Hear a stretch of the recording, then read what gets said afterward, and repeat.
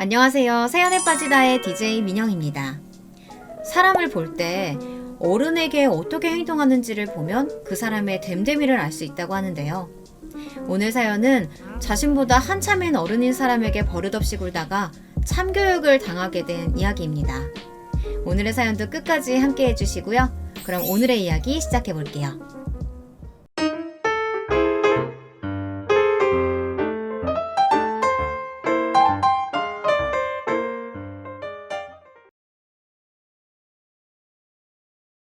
안녕하세요. 저는 30대 초반 주부입니다. 원래는 하던 일이 있기는 한데 지금은 아이를 낳고 1년째 육아휴직 중이에요. 아이를 키운다는 게 보통 일이 아니라는 걸 매일매일 실감 중입니다. 차라리 일을 하는 게 100배는 낫겠다 싶을 만큼요. 그래도 남편과 시아버지가 저를 정말 많이 도와주시는 편이라 저는 다른 집에 비해서는 훨씬 수월하게 육아를 하고 있어요. 저희 부모님은 지방에 멀리 사시기 때문에 주로 시아버지가 저를 많이 도와주십니다. 왜 시어머니가 아니고 시아버지냐고요? 저는 시어머니가 없거든요. 남편은 고등학생 때 어머니를 잃었어요.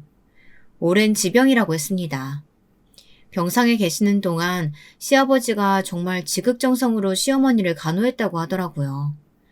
오죽했으면 온 병원에 소문이 나다 못해 동네에서도 그 양반 자기 마누라 말이라면 죽는 신용이라도 할 거야. 대신 죽어줄 수도 있을걸? 이런 소리까지 들으셨으니까요. 어머니가 돌아가시던 날 아버지 우는 모습이 아직도 기억난다며 시어머니 제삿날 울먹이던 남편의 모습도 생각이 납니다. 대충 이 정도만 들으셔도 저희 아버님이 얼마나 좋은 분이신지는 아시겠지만요. 제가 처음 뵙던 날 이야기를 좀 해볼게요. 아버님을 처음 뵙던 날 저는 아버님이 어디가 아프신 줄 알았거든요. 너무 마르셔서요. 저희 시아버님은 키도 작고 덩치도 왜소하세요. 그래서 누가 한 대라도 치면 바로 쓰러질 것 같은 외형을 가지고 계십니다. 하지만 힘도 정말 세시고 못하는 게 하나도 없으신 분이세요. 남편도 언제나 가장 존경하는 분을 자신의 아버지로 꼽으니까요.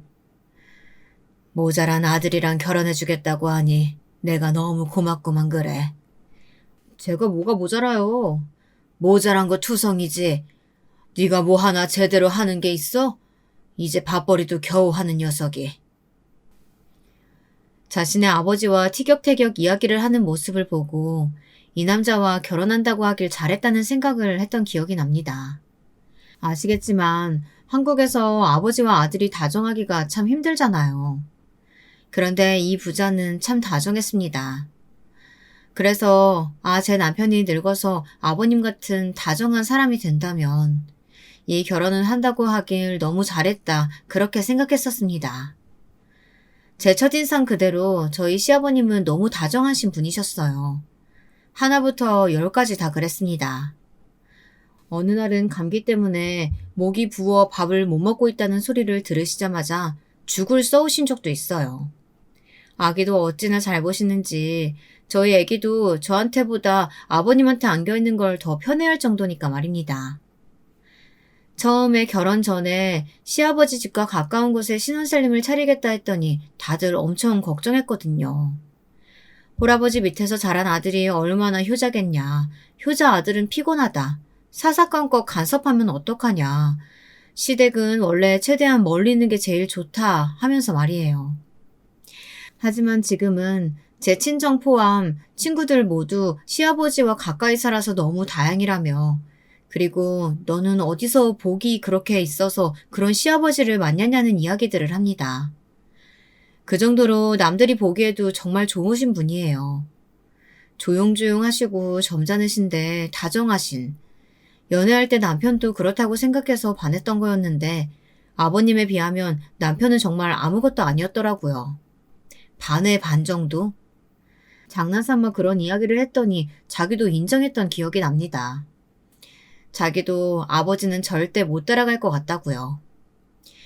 아버지는 젊은 시절에 노후를 철저하게 준비해 두셨거든요. 나중에 아들에게 짐이 되어서는 안 된다는 일념 하나로요. 그래서 연금을 타서 매달 생활을 하고 계셨기 때문에 저희가 드리는 용돈도 거절하셨어요. 자신도 돈이 있는데 왜 주냐고요. 제가 드린 용돈을 바로 제품에 안겨있는 갓난쟁이에게 용돈이라고 주시더라고요. 그 이후로는 옷을 사드리거나 밥을 사드리지 용돈은 드리지 않습니다. 그래서 아버님이 그냥 계속 그렇게 연금을 받아 생활하실 줄 알았어요. 일을 한번 해볼까 한다. 왜요? 연금이 부족하세요? 저희가 용돈 드릴 수 있는데요. 나 쓸 만큼은 매달 나와. 근데 사람이 집에만 있으니까 너무 처지는 것 같아서 나도 사회생활 좀 다시 시작해볼까 한다. 퇴직하고 쉰지 너무 오래됐어. 해 넘어가니까 좀 있으셔서 원. 어떤 걸 하시게요? 아버지 나이에는 뭐 경비원 이런 게 최선인데 그런 거 아파트 주민들 갑질 엄청 나대요. 그런 건 하시지 마세요. 네, 그런 건 저희가 싫어요, 아버님. 아버님 고생하시는 거. 저희가 그렇게 말리니 픽 웃으시더라고요. 아는 사람이 그러는데 무슨 시니어 프로그램 같은 게 있대. 그런 거 신청하면 나라에서 월급을 지원해줘서 작은 회사들이 그 프로그램을 이용 많이 한다더구나. 저도 들어본 적이 있었던 것 같은 제도였어요. 퇴직 나이가 지나서 퇴직한 어르신들을 대상으로 취업을 돕는 프로그램이요. 작은 회사들에게 나라가 일정 금액을 지원해주고 회사들은 경력이 있는 퇴직 나이가 지난 분들을 뽑아서 고용하는. 나 그거 들어본 적 있는 것 같아. 요즘 잘 되어 있다고는 하더라고. 그러니까 내 친구도 지금 그 프로그램으로 취직했는데 일도 안 힘들고 매일 출근하니까 살아있는 것 같고 활력도 생기고 좋다고 하더라. 고개를 끄덕였습니다. 평생 일하시던 분이 하루 종일 집에만 있는 게 좀이 쑤실만도 하실만 했어요. 저만 해도 지금 하루라도 빨리 복귀하고 싶어서 몸이 근질거리는데 말입니다. 그래서 괜찮은 것 같다고 대신 기업은 잘 알아보고 하셔야 한다 당부드렸습니다. 그리고 얼마 뒤 취직하셨다는 연락이 왔어요. 취직하신 회사에 대해서 대충 물어보니 작은 회사지만 나름 내실이 있는 것 같더라고요. 포장지나 박스 이런 걸 만드는 회사인데 사장이 젊은 나이에 패기가 넘친다고. 그런 친구들 보고 있으면 자기도 젊어지는 것 같다고 웃으며 말씀하시길래 괜찮은 곳에 취직하셔서 다행이다 생각했습니다. 아버님이 취직하신 뒤로 제가 더 힘들어지긴 했어요. 남들은 시댁 식구를 자주 안 보는 게 제일 몸도 마음도 편하다고 하던데 저는 아버님이 자주 안 오시니까 너무 힘들더라고요. 때때로 반찬도 해주시고 아기도 봐주시고 하셨는데 말이에요. 나 아버님 취직하시니까 내가 제일 힘들어. 그럴 줄 알았어. 당신 사실 그래서 처음에 반대했던 거 아니야? 남편이 웃으며 말하길래 등짝을 한 대 짝 때렸어요. 그렇게 나름 평화롭다면 평화로운 날들이 지속됐습니다. 그런데 한 달이 지나도록 아버님이 집으로 오시질 않았어요. 그래서 저희가 찾아뵙기로 했습니다. 미나도 보고 싶어 하실 것 같아서요. 그런데 집에 갔더니 컴퓨터 앞에 앉아 계시더라고요. 아버지, 저희 왔어요. 얼마나 집중을 하셨는지 저희가 왔는지도 모르시더라고요. 남편이 말을 거니까 그제야 저희를 돌아보셨습니다. 오랜만에 본 미나를 보고 반가워하시는 아버님을 뒤로하고 아버님이 하시는 걸 들여다봤어요. 컴퓨터 프로그램과 씨름 중인 것 같았습니다. 이거 뭐 하시는 거예요? 내가 그거 사용법을 몰라서 자꾸 실수해서 일의 진도가 회사에서 안 나가. 그래서 주말에 들고 와서 하고 있어. 그런데 가만 보니까 수월한 일은 아닌 것 같더라고요. 양도 꽤 많아 보였고요. 이걸 아버님이 다 정리하시는 거예요? 못해서 밀린 것도 있고 뭐. 그래도 이건 너무 많은데. 늙었다고 뒷방 늙은이 취급 안 하고 일 제대로 주는 것 같아서 나는 좋다. 그렇게 말씀하시길래 말을 더 보태지 않았습니다. 그냥 그 프로그램을 어떻게 쓰는 게 더 편한 건지만 설명해 드렸어요. 아버님은 정말 진지하게 배우시더라고요. 힘드시면 일 그만두셔도 된다는 말은 하지 못했습니다. 눈이 너무 반짝반짝 빛나고 있어서요. 진작 너한테 물어볼 걸 그랬다. 근데 내가 너무 고급 인력을 이런 곳에 쓰는 거 아닌지 모르겠구나. 잘난 며느리 이럴 때 써먹는 거죠. 며느리 잘났다고 딱히 사먹을 때가 있는 것도 아니고. 그렇게 프로그램 쓰시는 법을 알려드리고 함께 외식을 하고 저희 부부는 집으로 돌아왔습니다. 오는 길에 아버님이 정말로 이 일을 좋아하시는 것 같다고 다행이라는 말을 나누면서 말이에요. 그 이후에도 종종 주말에는 바쁘셔서 만나지 못했지만 그러려니 했습니다. 그러던 어느 날이었어요. 보통 요즘은 출근을 하시니까 낮에 전화를 하시는 일은 거의 없는데 낮에 전화를 주셨더라고요. 네, 아버님, 이 시간에 어쩐 일이세요? 아가, 너무 미안한데 내가 출근하면서 집에서 서류를 하나 두고 왔다. 집에 가서 그거만 여기로 좀 가져다 줄 수 있겠니? 미나 데리고 나오려면 힘들 텐데 미안하다. 아니요, 괜찮아요. 어떤 서류인데요? 집 책상 위에 그 초록색 봉투에 어제 날짜 적혀 있는 봉투가 있어. 네, 가지고 도착해서 다시 전화 드릴게요. 그리고 전화를 끊었어요. 그리고는 미나를 업고 아버님 집으로 갔습니다. 그리고 눈앞의 광경에 놀랄 수밖에 없었어요. 한동안 아버님의 집에 오지 않았거든요. 이게 다 뭐야? 집안은 온통 서류들로 넘쳐났습니다. 이게 한 사람이, 그것도 시니어로 뽑은 고령의 직원이 혼자 할 수 있는 일의 양인가 싶을 만큼이었어요. 대체 무슨 일을 이렇게 하시나 싶어 널려있는 서류들을 좀 보니까 일의 일관성도 없었어요. 그냥 온갖 잡다한 서류 관리들부터 회계 정보를 정리하는 일까지 보통은 두세 명이서 해야 할 파트의 일들이 막 널려 있었습니다. 아무리 규모가 작은 회사라 팀을 나누지 않는다고 하더라도 이건 좀 심하다 싶었어요. 시니어 프로그램으로 지원받아서 돈은 적게 쓰고 노동은 더 시키는 거 이거 양아치인 건데. 그리고 아버님의 퇴근 시간이 늦는다는 걸 이미 알고 있었거든요, 저는. 야근 수당은 제대로 챙겨주는 거 맞겠지? 하는 의문이 계속 피어났습니다. 하지만 일단은 급하다는 서류부터 챙겨서 아버님 집을 나왔습니다. 다음에 아버님을 뵐 때 진지하게 다 여쭤봐야겠다고 생각하면서요. 그리고 아버님이 알려주신 주소에 도착했어요. 도착하면 앞으로 나오신다고 하셔서 전화를 했는데 받으시질 않더라고요. 그래서 잠시 기다리다 다시 전화를 드렸는데도 안 받으셔서 제가 올라가기로 했습니다. 회사는 5층이었어요. 엘리베이터를 타고 올라가서 아버님이 다니시는 회사 현판이 붙어있는 문 앞에 섰습니다. 그런데 안에서 누군가가 정말 말 그대로 고래고래 소리를 지르는 소리가 들려왔어요. 밖에서도 다 들릴 만큼 엄청나게 큰 소리로 말입니다. 아, 이 노인네가 이런 실수를 하면 어떡해? 어? 이게 얼마나 중요한 자료인데 숫자 하나 틀리면 계산이 다 틀려지잖아. 내가 마지막으로 확인 안 했으면 200만 원이나 더 지급될 뻔했다고. 당신이 물어낼 거야? 그 뒤에 누군가가 말하는 것 같았는데 목소리가 작아서 잘 들리지 않았어요. 어딘가 쎄한 기분이 들어서 문 가까이 귀를 가져다 댔습니다. 치매도 아니고 내가 병원 가서 치매 검사 받아보라고 했지? 다 늙은 노인네가 숫자 하나 제대로 못 쓰는 건 원래 치매라니까? 잘리고 싶지? 아니, 일이 너무 많아서.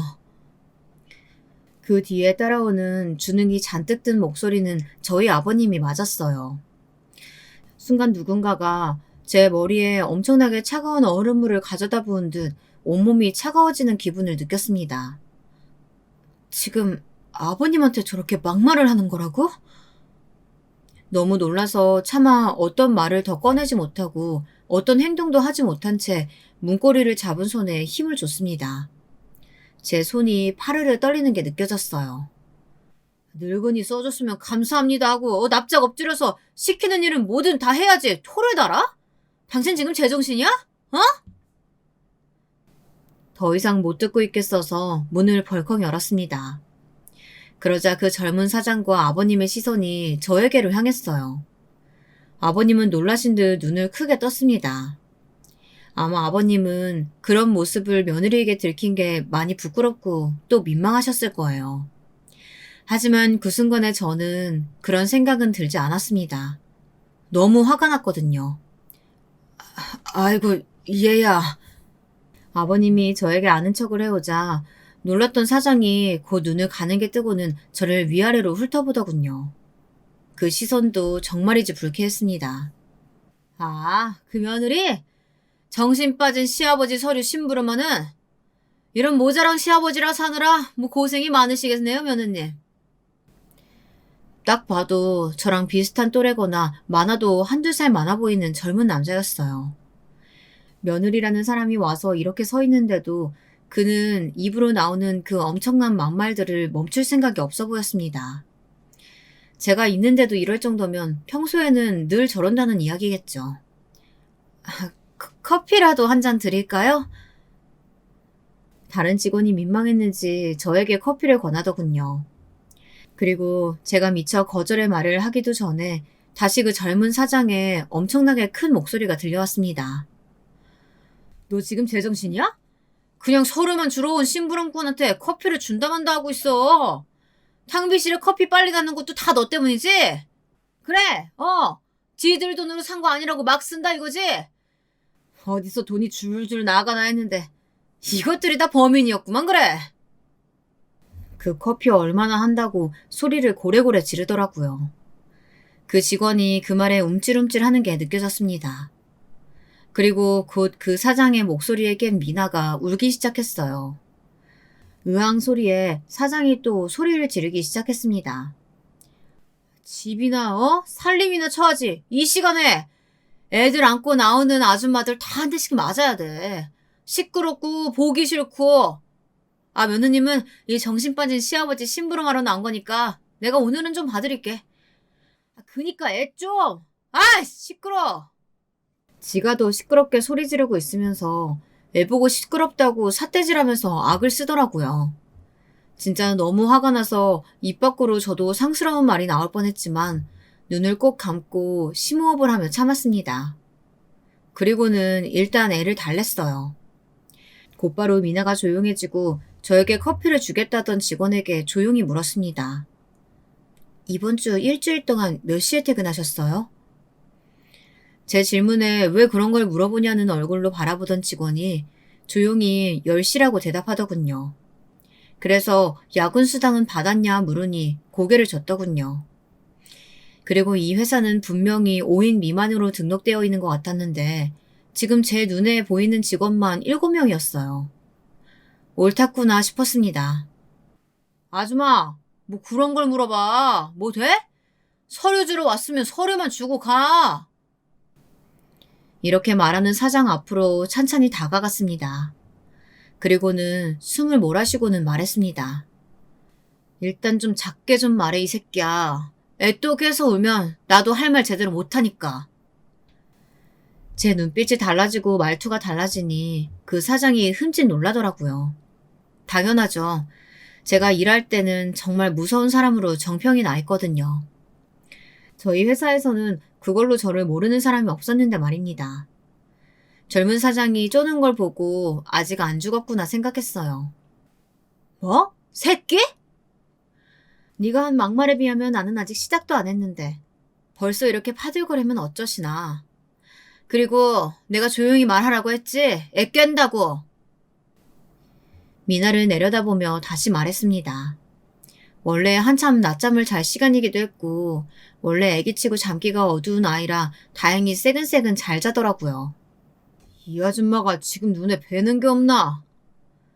다 보이니까 그건 걱정 마시고 여기 야근수당 다들 못 받은 것 같은데 사업장도 5인으로 신고돼 있는데 딱 봐도 없네요. 그쵸? 이거 다 법 어기신 거 아시죠? 제 말에 잠시 움찔하더니 곧 비웃으면서 말하더군요. 어디서 보고 들은 건 많으시네. 뭐 그런 것도 드라마에 나와? 그래서 뭐 어쩔 건데? 시아버지 모실 능력도 안 돼서 저 나이에 일하게 만든 거 보면 별 대단한 집도 아닌 것 같은데 말이야. 대단한 집안은 아니죠. 그리고 저희 아버님은 돈 때문에 일하시는 게 아니라서요. 옌병하네. 꼴의 자존심은 지키고 싶다. 젊은 사장이 저에게 다가오더니 제 어깨를 손가락으로 밀며 말하더군요. 이것도 폭행죄로 추가되는 거 아시죠? 신고하게? 그래, 해봐! 뭐, 내가 해줘? 어? 그러면서 자기 휴대폰을 꺼내 112 버튼을 누르더라고요. 그래서 제가 픽 웃으며 제 지갑을 꺼냈습니다. 그리고는 명함 한 장을 꺼내 그 사장을 줬어요. 그리고 말했습니다. 그러실 필요 없어요. 제 그 말에 제 명함을 받아든 젊은 사장이 그제야 제 명함을 확인하더라고요. 그리고는 정말 놀란 듯 눈을 동그랗게 뜨고는 그 명함과 저를 번갈아 보기 시작했습니다. 이게 뭐야? 진짜야? 검사? 네. 제 직업이 검사라 따로 신고하실 필요는 없어요. 그리고는 다시 그 사장 손에서 제 명함을 쏙 빼 지갑에 넣었습니다. 지금 육아휴직 중이라 명함이 몇 개 없어서. 아, 그리고 잠시만요. 그리고는 휴대폰을 꺼내 전화번호부 리스트를 한번 쫙 훑은 후 어디론가 전화를 걸었어요. 김검, 다른 게 아니라 불법 사업장 하나만 알아봐 달라고. 여기 문제가 좀 많은 것 같아서. 내가 상호랑 주소명 보낼게. 딱 보니까 축소 신고해서 탈세하고 직원들 야근 수당 다 떼먹은 것 같아. 그리고 국가 지원 사업 적으로도 신고 잘못했을 거고. 주소랑 상호명 보낼게. 응? 그리고는 전화를 끊고는 그 사장을 빤히 봤어요. 표정에서 당혹감이 느껴졌습니다. 일단 대충 봐도 탈세는 빼박 같은데 탈탈 털면 엄청 나오겠어요. 그쵸? 사장님 성품 보니 여간 해드신 게 아닐 것 같은데. 그게 아니고요. 갑자기 말끝에 요를 붙이더라고요. 기가 차서 웃음이 나왔습니다. 사장님, 세상에는 어떤 사람이 어떤 모습을 하고 당신 앞에 있을지 모르는 일이에요. 그니까 개 같은 성격 숨기고 사셔야죠. 누가 이렇게 당신 잡으러 온 저승사자일 줄 알고 이렇게 아무한테나 꼴질이세요. 소시적에 강력범들도 저만 보면 쫄았거든요. 저 사장이 움찔거리는 거 보니 그거 안 죽었다 싶더라고요. 조사 착실하게 받으시고 내가 여기 들어오면서 녹음도 다 했거든요. 어차피 이런 거 CCTV야 다 먹통일 거고 뭐 있어봐야 음성은 또 안 들어갈 테고 폭행 폭언에 관한 건 내가 개인적으로 신고를 하든 고소를 하든 할 테니까 딱 기다리고 계셔. 그제야 진짜 큰일 났다 싶었는지 갑자기 제 손목을 덥석 잡더군요. 제가 진짜 너무 잘못했습니다. 정말 죽을 죄를 지었어요. 한 번만 봐주세요. 제발 검사님. 사장님, 제가 이 바닥에서 사장님 같은 사람 수도 없이 만났거든요. 한 번만 봐줘서 잘못을 진심으로 반성하고 다시는 그런 짓 안 하는 사람? 한 번도 본 적 없어. 그런 역사가 없어. 그리고 나는 당신이 나와 우리 시아버지에게 한 말 용서해줄 생각도 없고요. 하나하나 다 따져서 물고 늘어줄 테니까 각오 단단히 하세요. 내가 결혼하기 전에 우리 직업에서 별명이 불독이었어. 불독. 물면 안 놓는다고. 그리고는 손목을 뿌리치고 들어왔던 서류를 탁자 위에 탁 내려놓았습니다. 아버님, 오늘 사직서 내시고 인수 있게 할 거 있으면 하시고 나중에 조사 들어가면 증언도 다 해주세요. 일단 오늘은 무단 결근은 하시면 안 되니까 저는 들어가 볼게요. 거의 울 듯한 표정으로 저를 보고 있는 젊은 사장을 한 번 더 노려봐 준 뒤 돌아서서 집으로 돌아왔습니다. 지친다. 오랜만에 기가 빠지는 경험을 했더니 정말 지치더라고요. 그래서 잠든 아기 옆에서 깜빡 잠이 들었나 봅니다. 띵동하고 벨이 울리는 소리에 깼어요. 문을 여니 아버님이 서 계시더라고요. 표정이 안 좋으셨습니다. 당연히 그랬겠죠. 오늘 너무 미안하구나. 그런 모습 보여서. 그게 왜 아버님이 미안해야 하실 일이세요. 그 자식이 미안해야 할 일이지. 그리고 그런 일이 있으셨음 진작에 저한테 이야기를 하셨어야죠. 이야기를 들어보니 아버님은 그 정도 일은 다 하는 건 줄 알았다 하시더라고요. 그리고 자기가 나이가 들고 서툴러서 못하는 거라고요. 사장이 그런 식으로 나오는 건 처음에는 화가 많이 났는데 나중에는 점점 괜찮아지더라고요. 그게 괜찮아지면 안 되는 거예요. 그래, 네 말 들어보니까 그게 맞는데 내가 생각이 짧았구나. 아버님께 아버님이 하신 업무들에 대한 설명을 들었습니다. 확실히 한 사람에게 주기에는 업무의 양이나 강도가 심했어요. 아버님의 이야기와 제가 오늘 들은 것들을 정리해서 아까 전화했던 동료 검사에게 이야기를 해줬습니다. 그 사장 새끼도 진짜 더럽게 재수없긴 하네. 하필 걸려도 너한테 걸리냐? 내가 뭐, 우리 직원 불도. 암튼 진짜 탈탈 털어라. 알겠지? 나도 네가 보내준 녹음본 들어보니까 진짜 화나더라. 그런 새끼는 가만 두면 안 돼. 그렇게 부탁을 하고 전화를 끊었습니다. 그리고는 퇴근한 남편에게 오늘 있었던 일에 대해 다 이야기했어요. 남편도 정말 화가 나서 당장이라도 그 사장놈을 잡으러 갈 기세더라고요. 내가 다 알아서 손 써놨어. 그 말에 가려던 발걸음을 돌렸지만 말입니다. 좀 더 알아보니 정말 가관이었더라고요. 그 젊은 사장이 행한 악행을 몇 가지 소개해 드릴게요. 들으면 다들 혀를 내두르실 겁니다. 일단 회사 비품으로도 엄청나게 갑질을 해댄 모양이었어요. 커피 믹스나 볼펜 개수까지 세어가며 관리를 했답니다. 그래서 자기가 알고 있는 수량보다 적거나 하면 누가 더 가져갔는지 체크를 하고 물어내기도 했대요. 탕비실에는 커피를 많이 못 마시게 하려고 CCTV까지 설치해놨다는 말이 있을 정도라고 하더라고요. 머릿수 맞춰서 음료수를 사두고 그 이상 마시면 화를 낸다든지 아니면 5분이라도 늦은 건 정말 회사가 떠나가라 고래고래 소리를 지르면서 야근은 야근 수당도 주지 않고 시킨다든지 이런 건 내사였다고 합니다. 가장 충격적인 일은 한여름에 창고에서 에어컨도 없이 하루 종일 포장일을 시킨다는 거였더라고요. 그때 쓰러져 나간 직원들이 한두 명이 아니었다고요. 그렇게 직원들이 쓰러졌는데도 쉬게 해주는 건 꿈도 꿀 수 없었다고 했습니다. 그렇게 체력이 없어서 어디다 갖다 써? 우리 회사 같은 거 아니면 붙어있지도 못할 버러지 같은 것들아. 여직원들 사이에서 성희롱도 서슴지 않았다고 하더라고요. 어리고 예쁜 여직원들만 뽑아다 놓고 노골적으로 성희롱과 성추행을 일삼았다고요. 일단 이력서를 받으면 얼굴이고 나이부터 확인한다더군요. 그리고 면접을 보고 실무가 다르면 뒤에서 그렇게 욕을 했다고 합니다. 요즘 애들은 이게 문제야. 얼굴을 무슨 포토샵으로 다 만져놔서 실물이랑 너무 다르잖아. 그리고 새로 오는 여자 직원들에게 틈만 나면 몸매가 어떻고 피부가 어떻고 머리결이 어떻고 하면서 외모에 대해 이야기를 하고 조금이라도 불편한 기색을 보이면 자르거나 혹은 자리로 가라고 협박을 일삼았다고 합니다. 한 번은 이런 일도 있었다고 하더라고요.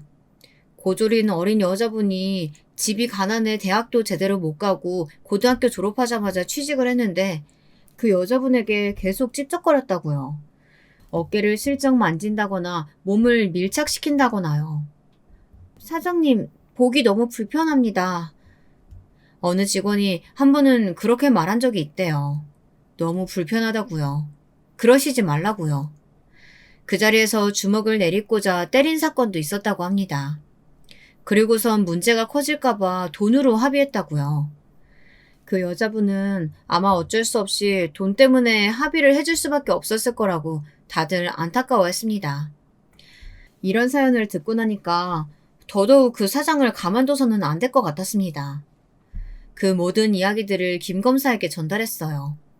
그리고 며칠 뒤 현장 조사에 들어갔다는 소식을 전해 들었습니다. 그리고 그날 저녁 그 젊은 사장이 저를 찾아왔어요. 나가지 않고 인터폰으로 대화를 나눴습니다. 문 안 열어줄 거니까 돌아가세요. 검사님, 진짜 잘못했습니다. 한 번만 용서해 주세요. 이제 제 손 떠난 일이고 잘못 있으면 벌 받아야죠. 저만 있는 것도 아니고 다른 직원들 밥벌이도 해야 되는데 한 번만 봐주세요. 제발. 제 담당 사건도 아니고 이제 제 손 떠났다니까 그러네. 무슨 말인지 못 알아들어요? 제가 만나주지 않자 집 앞에서 무릎을 꿇고 몇 시간을 그러고 있다가 결국 돌아갔어요. 어차피 봐줄 마음도 없지만 그럴 마음이 든다고 해도 이제 이 사건은 제 손을 떠나 담당 검사가 있는 사건이기 때문에 제가 어떻게 할 수 있는 게 아니거든요. 저한테 와서 일해봐야 아무 소용이 없었습니다. 물론 저한테 권한이 있다고 해도 그렇게 하진 않았겠지만 말입니다. 그리고 얼마 뒤 제가 이 일을 처음으로 얘기한 동료 검사에게 연락이 왔습니다. 그 젊은 사장이 제가 권력을 남용했다고 탄원서를 내고 또 청와대 게시판에 글을 썼다고요. 그 내용인 즉슨 이랬습니다. 안녕하세요. 저는 경기도에서 작은 사업체를 운영 중인 30대 남성입니다. 어린 나이에 성공해보겠다고 혈혈단신으로 지방에서 이곳까지 올라와 안 해본 일이 없을 정도로 열심히 살았어요. 그러다 우연한 기회에 같이 일하던 분과 사업을 하게 되었고 그분은 이제 은퇴를 하셔서 저 혼자 작게나마 회사를 운영 중에 있습니다. 워낙 작은 회사라 이것저것 부족한 게 많습니다. 자영업 하시는 분들 다들 아시겠지만 모든 걸 법대로 다 지켜가면서 하기란 정말 어려워요. 그래도 지키긴 해야 하는 게 맞습니다만 쉽지가 않았습니다. 항상 경영난에 시달리고 있어요. 그러던 찰나 나라에서 지원해주는 시니어 프로그램이 있다고 해서 어르신 한 분을 지원받아 채용을 하게 됐습니다. 워낙 작은 회사다 보니 그분한테 업무가 좀 과중된 게 있지만 그래서 전 사전에 다 고지를 했어요. 괜찮다고 하셨고 그래서 그분을 채용하게 된 겁니다. 문제는 그분이 일이 너무 서툴러서 실수가 잦았다는 겁니다. 그분의 실수로 대금을 잘못 치를 뻔한 적이 한두 번이 아니었어요. 처음에는 일이 아직 손에 익으시지 않으시기도 했고 또 업무가 많은 편인 건 맞으니 몇 번 넘어갔지만 반복되는 실수로 저도 모르게 짜증이 많이 난 상황이었습니다. 그래서 저도 모르게 그러면 안 되는 걸 알면서도 어르신에게 화를 냈어요. 그런데 마침 시아버지를 찾아오셨던 며느리분이 그 장면을 보게 된 겁니다. 저에게 따지더군요. 당신이 뭔데 우리 아버님에게 화를 내는 거냐고요. 그러면서 저희 사업장을 이곳저곳 둘러보기 시작했습니다. 그러고는 바로 어디론가 전화를 하더니 저희 사업장을 좀 조사해보라고 하더군요. 알고 보니 그 며느리분은 검사셨습니다. 아시는 분은 아시겠지만 털어서 먼지 안 나오는 사업장이 지구상에 어디 있겠습니까? 뭐라도 문제를 삼으려면 삼을 수 있겠죠. 제가 죄송하다고 몇 번이나 용서를 빌었지만 그 검사 며느리분은 들은 척도 하지 않으시더군요. 제가 그분 집 앞에 가서 무릎도 꿇었지만 만나주지도 않으셨습니다. 그렇게 저희 사업장에 대한 각종 조사가 시작됐습니다. 지금은 세무조사다 뭐다 난리예요. 안 그래도 겨우겨우 이어가던 회사가 하루아침에 망하고 저희 직원들은 다들 갈 곳을 잃게 되었네요. 물론 제가 잘못한 부분이 있습니다. 처음 일하시는 분에게 많은 업무를 맡긴 것도 또 어르신에게 화를 낸 것도 물론 잘못한 부분입니다. 그러나 이런 식의 과도한 보복 행위는 정말 너무한 것 같다는 생각이 듭니다. 대한민국에서 검사가 가지고 있는 힘이 얼마나 큰지 다시 한번 알게 됐네요. 살려주십시오. 이대로 망하면 저는 정말 죽습니다. 대충 이런 내용의 글이었어요. 글을 읽자마자 똑똑하다는 생각이 들긴 하더군요. 대한민국 국민들이 갖는 공권력, 검사에 대한 불신과 불만을 잘 이용한 글이라는 생각이 들었습니다. 제가 꽤나 욕을 먹겠다는 생각을 하면서 글을 읽었고 그 예상은 맞아떨어졌어요. 그 글이 여기저기 퍼져서 기사도 나고 제가 누군지 밝혀져서 저희 직원분들과 그 일을 조사하는 검사까지 엄청나게 욕에 시달리게 된 겁니다. 그냥 무대뽀로 나올 줄 알았더니 생각보다 머리를 쓰시네. 국민 정서도 이용할 줄 아시고. 어떡할 거야? 어떡하긴 뭘 어떡해. 나도 받아쳐야지.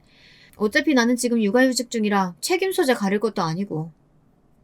그 사장이 똑똑하긴 했는데 하나는 알고 둘은 모르는 게 있었어요. 저는 진짜 생각보다 더 무대뽀라는 사실을 말입니다. 예전부터 알고 지내던 친한 기자님에게 그날의 녹음본을 전달했습니다. 그리고 그 회사에서 일하던 직원 둘에게 연락을 했어요. 설득할 필요도 없었어요. 워낙 예전부터 그 사장한테 당해온 게 많았던지라 제가 딱히 바람을 넣지 않아도 그 사장의 악행에 대해 줄줄이 털어놓더군요. 야근수당 안 주는 건 물론이고 개인적인 심부름도 많이 시켰어요. 여직원 하나는 콘돔 심부름까지 한 적도 있다니까요. 성희롱이나 추행은 뭐 일상이었고요. 벅하면 소리 지르고 때리고 회사 안에 CCTV 없는 거 그거 저희 때리려고 그런 거라니까요. 사장은 모르는데 병원 가서 매번 진단서 끊어놨어요. 언젠가 쓸 일이 있을 거라고 생각하면서요. 결국 이런 날이 오긴 오네요. 포장해야 하는 날 에어컨도 안 틀어서 일하다가 쓰러진 적도 있었어요. 병원에 실려갔는데 병원비는커녕 다음날 바로 출근하라고 하더라고요. 그래서 다시 출근해서 포장했어요. 여전히 에어컨은 틀어지지도 않았고요. 정말 수없이 많은 증언들이 쏟아졌습니다. 그 젊은 사장은 제가 생각했던 것보다 훨씬 더 악덕 고용주였더라고요. 이거 완전 쓰레기네. 오죽하면 수없이 많은 인간 군상을 봐온 기자마저도 쓰레기라며 혀를 내두를 정도였으니까 말입니다. 제가 준 녹음본의 내용과 직원들의 폭로가 담긴 긴 기사가 나가고 여론은 완전히 뒤집혔어요. 물론 제가 준 녹음본만 있었다면 이렇게 바로 반전이 되지는 않았을 겁니다. 다수의 직원들의 용기가 있었기에 가능한 일이었겠죠. 그 젊은 사장의 사업체가 까발려지면서 하나 더 밝혀진 게 있었습니다. 그 사장이 글을 쓰면서 자기가 산전수전 다 겪어가며 이룬 사업체인 것처럼 말했잖아요. 사실은 그게 아니라 금수저였더라고요. 부모님의 자금과 지원으로 쉽게 시작했고 또 직원들에게는 야근 수당을 주지 않고 에어컨도 틀어주지 않으면서 슈퍼카는 여러 대 있는 그런 사람이요. 간땡이도 크다. 저러면서 지금 나한테 뭐 권력이니 뭐니 하면서 그런 거야? 이거 다 밝혀지면 욕을 몇 배로 먹을 텐데. 그러니까 말이야. 그리고 털수록 완전 장난 아니야. 뭐 탈세, 횡령에 사업하면서 저지를 수 있는 죄란 죄는 다 지었더만. 있는 것들이 더한 거 한국 사람들 제일 싫어하는데 이제 아무도 편 안 들어주겠네. 지 무덤 지가 스스로 판 거지 뭐. 정말 그랬습니다. 자기 무덤을 자기가 스스로 판 셈이 됐어요. 모든 비난의 화살을 마다못해 그 사장의 부모님들에게까지 그 일이 번졌어요. 그 사장의 부모님들도 사업을 하시는데 여론의 화살이 거기로도 향한 겁니다. 자식이 저런 걸 다 어디서 보고 배우겠냐. 그 사장 네의 부모 회사도 조사해봐야 한다. 그야말로 난리가 났어요. 그쯤 되니 그 젊은 사장이 어떤 얼굴을 하고 저를 볼지 더 궁금해지더라고요. 그래서 김 검사에게 연락해 조사를 받는 날 지검을 한번 나간 적이 있습니다. 저를 보고 어떤 얼굴을 할지 궁금했거든요.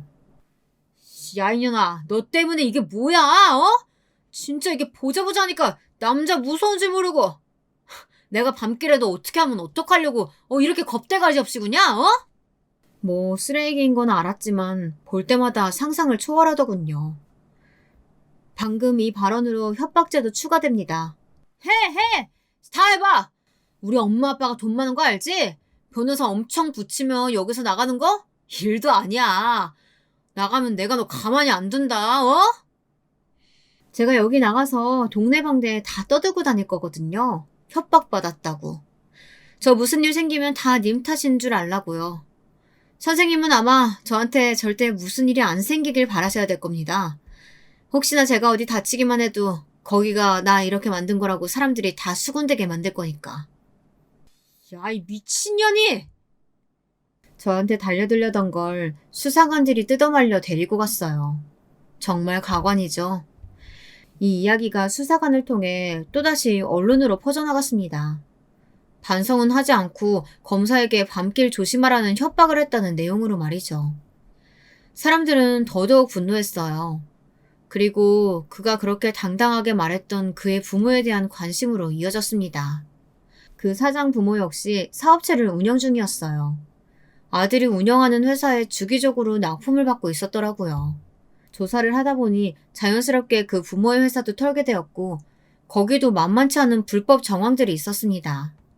탈세나 횡령은 기본으로 깔고 가는 거고 회사 규모를 축소 신고해서 지원도 어마어마하게 받았더라고요.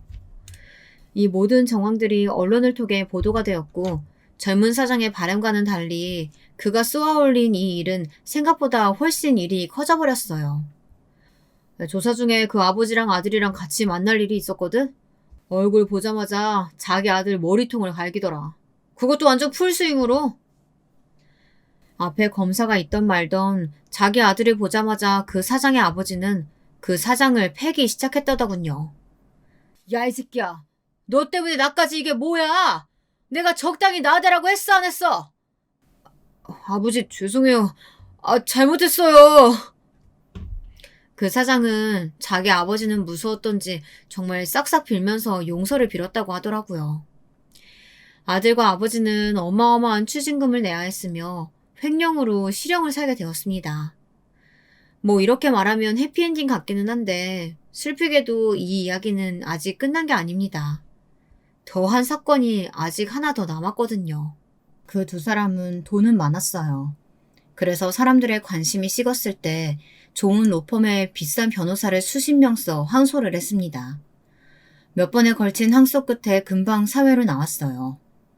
그 두 사람이 사회로 다시 나왔을 땐 저도 육아휴직을 끝내고 복귀를 한 상태였거든요.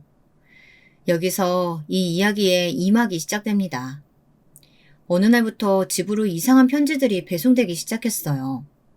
하는 일이 일인지라 협박성 편지나 위협을 받을 때가 많기 때문에 이번에도 별 생각이 없었습니다. 그냥 의뢰 있는 일이겠거니 했어요.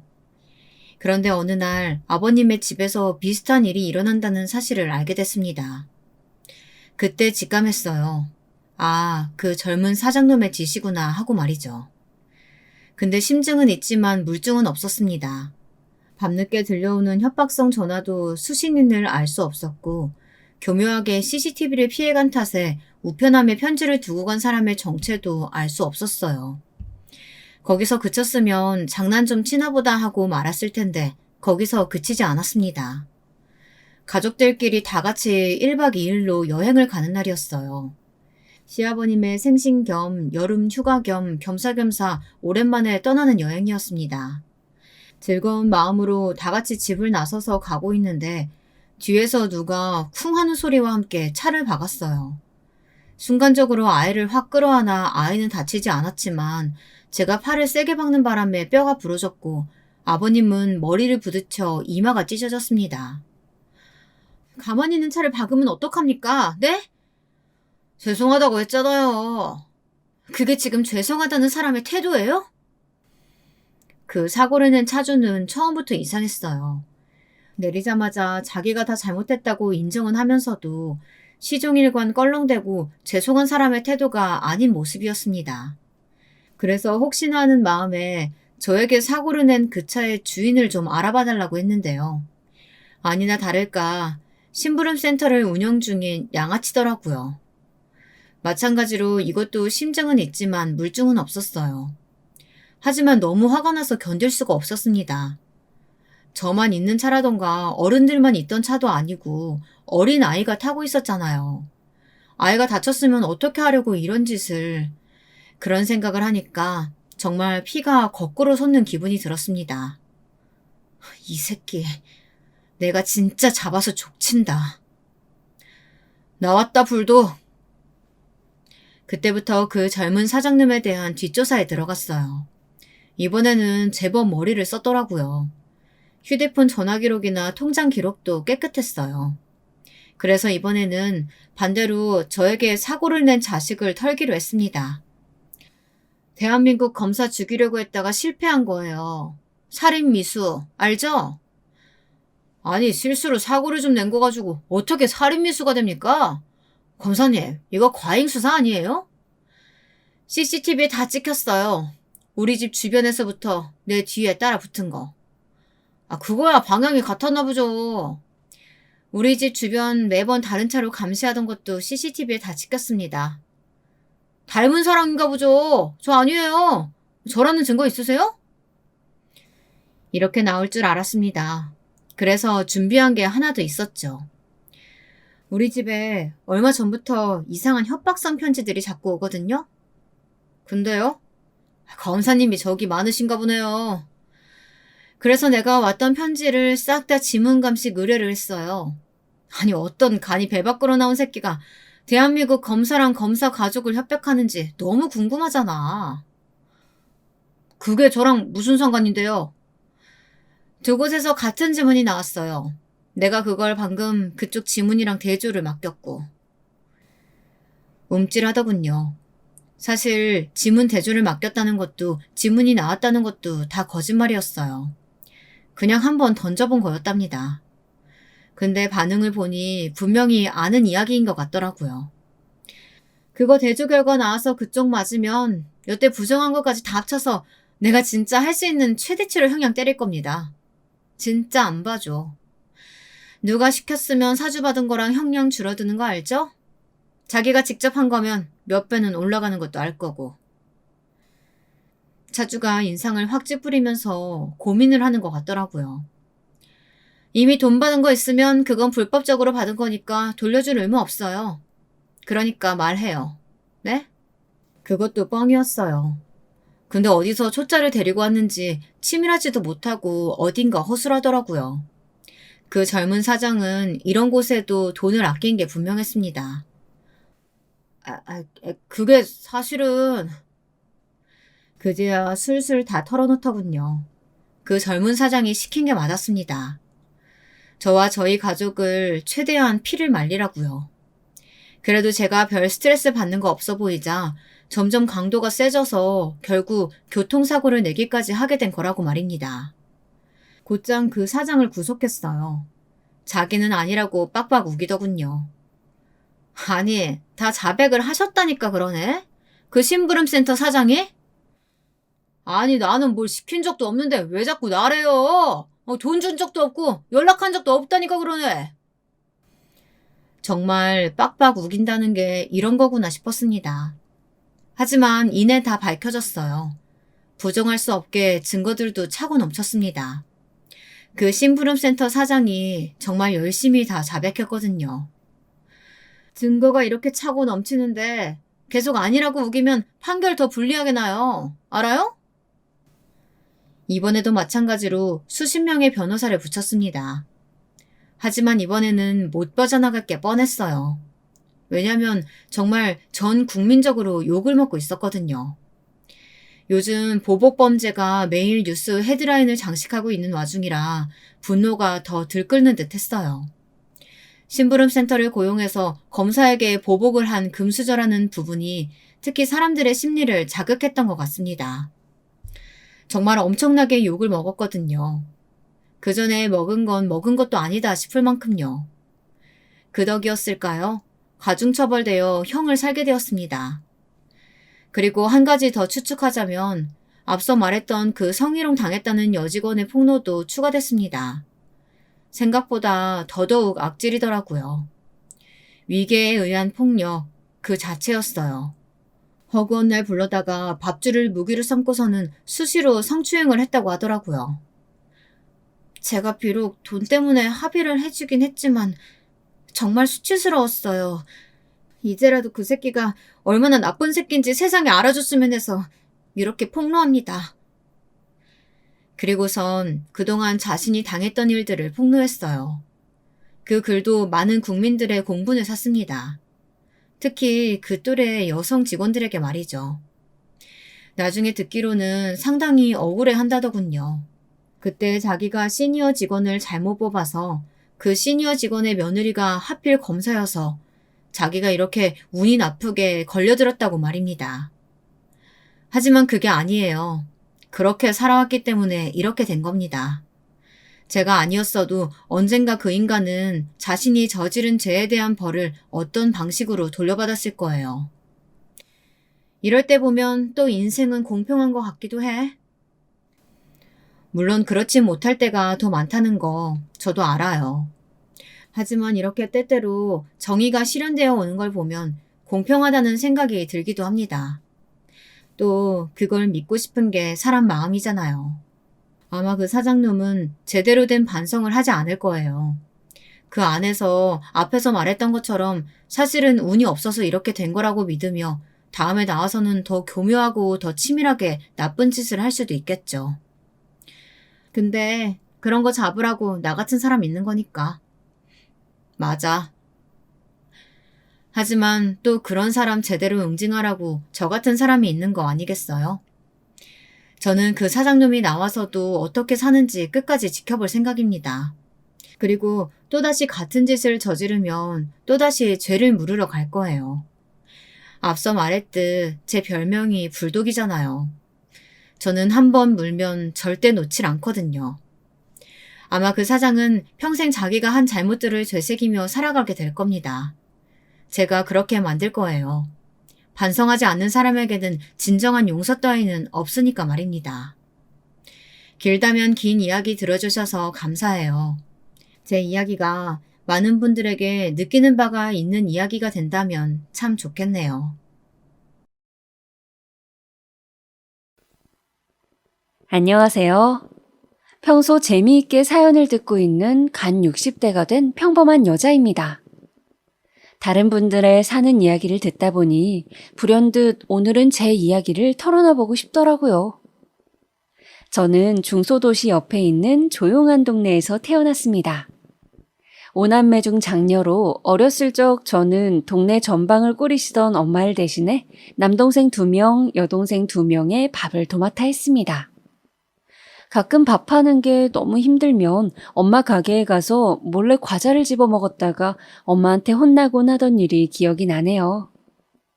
그렇게 어찌저찌 중학교를 졸업하고 저는 20살이 넘을 때까지 부모님 가게 일을 돕고 동생들을 돌보며 지냈습니다. 그러다가 옆 동네로 시집가서 잘 산다던 육촌 누나의 중매로 한 남자를 만났습니다. 만난 첫날에 다방에 앉아 어색하게 커피를 홀짝거리던 나에게 그 남자는 자신이 농사를 지어서 성공하고 싶다는 이야기, 그리고 요즘 관심 가지고 있는 취미 이야기 등 여러 이야기를 신나게 하더니 집으로 가려는 저에게 빵을 한 봉지 사서 들려주었습니다. 부모님과 함께 먹으라면서요. 그렇게 저는 그 남자와 백년가약을 맺게 되었죠. 소박하게 결혼식을 올리고 남편의 농사일을 도우며 신혼생활을 보냈어요. 남편은 성실하고 소박한 사람이었어요. 저도 살림에 보탬이 되고자 이것저것 동네 일들을 하면서 용돈벌이를 했답니다. 그러다 결혼하고 2년 만에 아이가 들어섰어요. 그때가 제 25살 때였습니다. 처음에 아이가 들어선 줄도 모르고 속이 안 좋다고 약도 먹고 그랬는데 나중에는 임신이란 이야기를 듣고 뱃속의 아이에게 어찌나 미안하던지요. 그 후로는 태교에 좋다는 것들을 나름 하면서 신경 써서 임신 기간을 보냈습니다. 산고의 고통을 겪고 자연분만을 하면서 다시는 아이를 낳지 않겠다고 다짐했건만 결국 저는 2년 후 둘째까지 낳았습니다. 둘째는 듬직한 첫째 아들과는 달리 아주 예쁜 딸이었어요. 갓 태어났을 때 피부가 아주 빨갰는데 그 모습을 보신 친정어머니가 피부가 하얀 예쁜 아기라고 이야기하셔서 아, 피부가 빨간 게 나중에 하얘지는 거였구나 했던 기억이 납니다. 그렇게 저는 평탄하고 소박하게 저의 20대와 30대를 남편과 복닥거리며 아이 둘을 키우면서 살았습니다. 다만 남편이 새로 농사를 사업으로 생각하고 새로운 작물들을 들여보겠다면서 시도했던 일들이 잘 풀리지 않아 형편은 늘 빠듯했습니다. 새 작물이 잘 자라지 못해 손해를 보고 거기다 흉년이 몇 번 휩쓸고 가자 우리 집은 결혼했던 당시보다 많이 가세가 기울게 되었어요. 그래도 고맙게도 우리 아이들은 사춘기 때도 그렇게 속을 많이 썩이지 않았고 저는 주변의 부러움을 사곤 했죠. 또 자라면서 큰아이는 제법 공부를 잘했어요. 그래서 아들이기도 하고 첫째이기도 해서 저희 부부는 아들에게 큰 기대를 걸고 재수도 시켜주고 대학을 가게 되자 자취방도 얻어주고 취업 준비에 필요한 영어 학원 돈이며 필요하다는 대로 돈을 항상 빌려서라도 마련해 보내주었습니다. 이름 대면 알만한 회사 정도는 들어가겠지 하면서요. 미안하게도 딸에게는 대학까지 보내줄 형편이 안 돼요. 저희는 딸에게 고등학교까지만 다니고 취업을 했으면 좋겠다고 이야기하였습니다. 가난한 농부인 남편의 수입으로 큰 도시로 대학 간 아들의 뒷바라지를 하기만도 벅찼고 또 그때의 짧은 생각으로는 대학을 가지 않더라도 인물도 괜찮고 야무지고 싹싹하니까 자기 앞가림하다가 좋은 혼처 자리가 나서면 멀리 보내지 말고 옆에 끼고 살면 좋겠다는 생각이었습니다. 실제로 동네에 딸을 가진 집들은 대부분 그랬으니까요. 그러나 딸은 고등학교를 졸업하고 여러 가지 소일거리를 하다가 동네가 갑갑하다며 도시로 나가 직업을 구해야겠다며 간호조무사 자격증을 따겠다고 했습니다.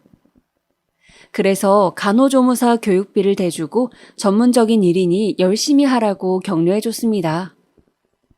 그렇게 딸은 자격증을 따고 아들이 있던 도시로 취직 자리를 구하게 되어 자식 둘이 같이 살 집을 전세로 마련해주고 가끔 들여다보러 다녔습니다. 그렇게 저는 자식 둘도 나름 앞가림을 해줬으니 우리는 이제 자식들 결혼시키고 우리 노후만 돌보면 되겠지. 이제 남편과 매일 뒷산에 등산도 다니고 국내 여행이나마 다니면서 즐겁게 노후를 보내야겠다는 희망을 품었습니다. 그런데 어느 날 큰 카드 회사에 취직해서 잘 다니고 있는 줄로만 알았던 아들에게서 청천벽력 같은 소식이 들어왔습니다. 갑자기 전화해서는 저에게 1억이 넘는 돈을 해달라고 하는 것이었습니다. 저는 너무 놀라서 수화기를 쥐고 있던 손을 바들바들 떨면서 물었습니다. 무슨 일이 있는 거야? 그 큰 돈이 사회초년생인 네가 왜 필요해? 수화기 속의 아들의 목소리는 불길하게도 착 가라앉아 있었습니다. 엄마, 그냥 아무것도 묻지 말고 대출 좀 해서라도 이번 한 번만 나 좀 살려주면 안 돼? 내가 열심히 일해서 꼭 갚을게요. 제발요, 부탁이에요. 아들은 아무리 다그쳐도 무슨 일이 있었는지 말하지 않았습니다. 저는 다짜고짜 딸에게 전화해서 다그쳤습니다. 네 오빠 무슨 일 있는 거니? 갑자기 1억이 넘는 돈을 해달라는데 너 뭐 아는 거 없어? 수화기 너머로 딸의 한숨이 밀려왔습니다.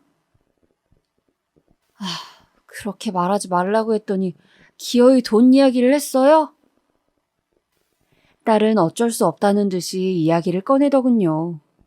오빠가 언젠가부턴가 밤에 잠을 안 자고 핸드폰을 붙들고 있길래 뭐 하는지 봤더니 축구를 열심히 보고 있더랍니다. 왜 새벽에 자꾸 보냐고 했더니 해외 경기라 그렇다고 해서 그러려니 했는데 날이 갈수록 밤을 새며 축구 경기를 보고 또 경기 승패에 따라서 뭔가 기분이 들쭉날쭉하고 얼굴이 점점 어두워져서 한 번은 제대로 따져 물었다고 합니다. 그랬더니 스포츠 토토라는 것을 한다고 했대요. 경기 승패에 따라 돈을 거는 일종의 도박이었습니다. 저는 갑자기 하늘이 무너져 버리는 것 같았습니다. 머리가 어지럽고 정신이 하나도 없었습니다. 도박이라니, 그런 것에 학창시절에도 대학 때도 별 관심이 없던 아이였는데 뉴스에서나 보던 그런 도박을 저희 아들이 한다고요? 정말 말도 안 된다고 생각했습니다. 충격을 받고 말문을 잃은 저에게 딸이 기어들어가는 목소리로 이야기를 했어요. 엄마, 그리고 집은 지금 월세가 됐어요. 엄마 아빠 모르게 내가 돈 모아서 다시 전세로 돌려놓으려고 했는데 오빠가 몇천 보증금을 빼서 그 돈을 다 날렸어. 라고 이야기를 하는 겁니다. 아들은 몇 년간 그 스포츠 뭐라는 도박을 하다가 자기가 일하면서 모은 돈은 물론이고 저와 신랑이 제 자식들을 위해서 저희 노후 자금 헐어서 해줬던 전세금까지 몽땅 날려먹은 것이었습니다. 그것 말고도 지금 1억의 빚이 더 생긴 상태였죠.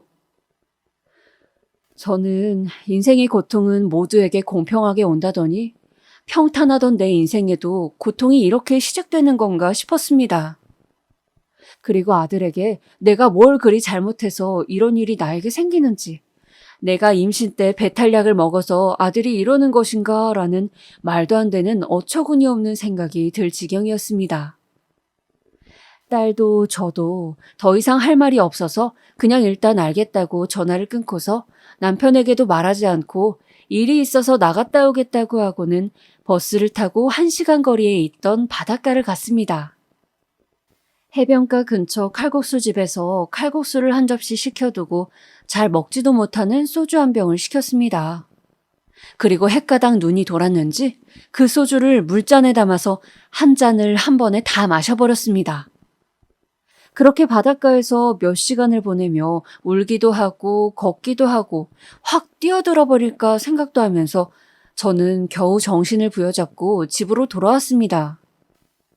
사는 게 뭔지, 내 인생이 왜 이렇게 되었는지 그런 생각이 떠나지 않고 머리를 맴돌았습니다.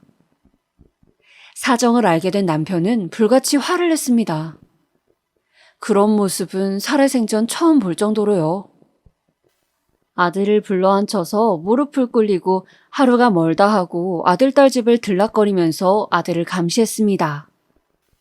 당장 쌓여있는 빚은 결국 한 채밖에 없던 집을 팔아서 충당하였고 저희 부부는 나이 50에 새를 살게 되었습니다. 그렇게 감당하기 힘든 일을 겨우 수습할 무렵 딸에게서 또 전화가 왔습니다. 엄마, 오빠가, 엄마. 딸은 제대로 말을 할 수 없을 만큼 울먹거리고 있었습니다. 저는 등골을 타고 식은땀이 흘러내리는 것을 느꼈습니다. 무슨 일이야? 응? 은영아, 무슨 일이니? 왜 그래? 도박은 중독이라고 했던가요? 죽을 때까지 못 끊어서 손을 잘라야 된다고 했던가요? 제 아들이 또 도박에 손을 댔던 것입니다. 이제는 월급까지 차압당하는 신세가 되었다고 했어요. 딸은 자신이 모았던 돈을 다 털어넣고 오빠를 도와보려 했지만 눈덩이처럼 불어가는 이자로 감당이 안 된다며 전화하는 내내 울었습니다. 오빠 좀 자기 인생에서 떼어내달라고 소리를 치면서요. 이제 이렇게 오빠 뒤치다꺼리 하면서 그만 살고 싶다고요. 저희 부부 역시 마음이 천갈래 만갈래 낭떠러지로 떨어지는 듯 하였습니다. 너무 깜깜해서 얼마나 깊은지도 알 수 없는 구덩이에서 우리 가족 모두를 끌어당기는 악마의 손이 튀어나와 모두를 삼키는 것 같았어요. 득달같이 자취집으로 가보니 아들은 편지 한 장을 남겨두고 떠나버린 후였습니다. 월급은 차압이 들어가서 직장을 그만뒀고 한동안 나를 찾지 말라고 죄송하다고 쓰여 있었습니다. 차마 저희의 얼굴을 볼 수 없었겠죠. 전세로나마 버티고 있던 저희 부부는 전세금마저 빼서 그동안 모아온 전 재산을 아들 때문에 다 날리고 동네 낡은 빌라 월세를 사는 신세가 되었습니다. 다행히 남편의 일은 정년이랄 것은 없어도 기운이 있는 한 농사를 지을 수는 있기에 하루하루 입에 풀칠은 하며 사라졌습니다. 저는 동네 식당에서 야채 다듬는 일을 구해 하루 5시간은 꼼짝 않고 허드렛 일을 했습니다. 때로는 너무 힘들어서 죽고 싶기도 했지만 같이 고통을 견디고 있는 남편과 아들 때문에 힘든 시간을 보낸 딸아이를 생각하니 무책임하게 그럴 수는 없었습니다. 아들이 그렇게 사라진 후 딸은 얼굴이 좀 나아졌고 간호조무사 말고 간호사를 하고 싶다면서 장학금을 받아 간호대학교를 다시 진학한다고 했습니다. 아무것도 해주지 못한 부족한 어미로서 얼마나 기특하고 대견하던지 딸에게 정말 고맙고 미안했습니다. 그 후 몇 년 동안 딸은 타지에서 열심히 대학 공부를 하고 저희 부부는 다시 소박한 생활을 이어가며 아들로 인한 분란은 일견 사그라지는 듯 보였습니다. 그러던 어느 날이었습니다. 딸이 말도 없이 집에 내려온 것이었어요. 그것도 과일 바구니를 들고 있는 어떤 청년과 함께요. 저는 놀라서 허둥지둥 없는 살림에 불고기와 찌개 등을 급하게 차리며 일을 마치고 집에 올 남편에게 전화를 걸었습니다. 여보, 우리 은영이가 청년하고 같이 집에 왔어요. 얼른 들어오세요. 남편 역시 깜짝 놀라면서도 내심 기꺼운 낯빛으로 집으로 돌아왔습니다. 우리 집에 인사를 온 청년은 은영이의 남자친구로 둘은 1년을 만나왔다고 했습니다.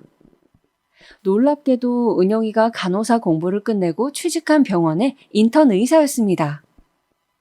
둘 다 갓 취업한 시기에 직원 휴게실에서 자주 마주치다 보니 친해져서 수다를 떠는 사이가 되었는데 그러다가 연애를 하게 되었다고 했어요. 저희는 싫지는 않았지만 의사라는 젊은이의 직업이 넘치는 것 같아서 좀 조심스러웠어요.